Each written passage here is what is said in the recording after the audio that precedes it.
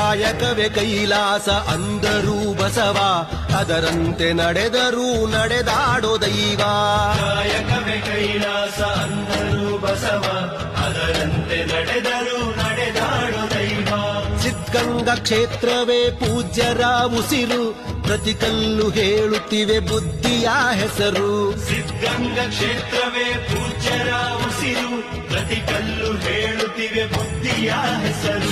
ಕಾಯಕವೇ ಕೈಲಾಸ ಅಂದರೂ ಬಸವ, ಅದರಂತೆ ನಡೆದರೂ ನಡೆದಾಡೋ ದೈವ. ಕಾಯಕವೇ ಕೈಲಾಸ ಅಂದರೂ ಬಸವ, ಅದರಂತೆ ನಡೆದರೂ ನಡೆದಾಡೋ ದೈವ.